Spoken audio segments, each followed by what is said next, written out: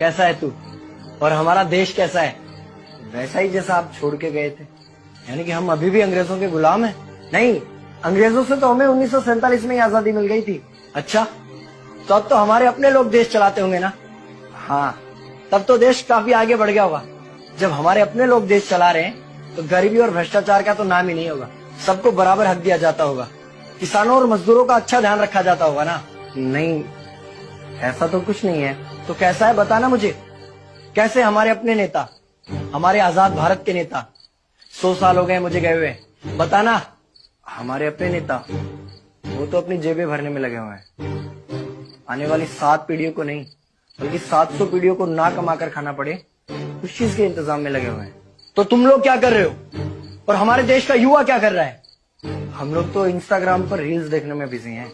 यानी कि हमारी कुर्बानी का देश के लोगों पर कोई असर नहीं पड़ा। देश के लोगों में कोई देशभक्ति नहीं, कोई देश प्रेम नहीं। नहीं, ऐसा नहीं है। आपके लिए और देश के लिए बहुत प्रेम है भारत के लोगों के दिलों में। हर 15 अगस्त और 26 जनवरी को तिरंगा फहराते हैं, पूरे जोश के साथ भारत माता की जय बोलते हैं और आपकी डीपी भी लगाते हैं। और भारत और पाकिस्तान के क्रिकेट मैच के दौरान तो हमारी देशभक्ति पीक पर होती है। तुम इसे देशभक्ति समझते हो? तो फिर क्या है देशभक्ति? अगर तुम्हारी देशभक्ति समाज को सुधारने में, गरीबों को अच्छी शिक्षा या बराबर का हक नहीं दिलाती तो कोई काम की नहीं है तुम्हारी देशभक्ति। भ्रष्ट नेताओं और सरकार के खिलाफ आवाज उठाओ, लोगों को एकजुट करो। लेकिन अगर हमने सरकार के खिलाफ आवाज उठाई या नेताओं से सवाल पूछे तो हमें एंटी नेशनलिस्ट कहा जाएगा या हमें गद्दार करार दे दिया जाएगा। तो डरता है? 23 साल का था मैं जब अंग्रेजों ने मुझे फांसी पर चढ़ा दिया।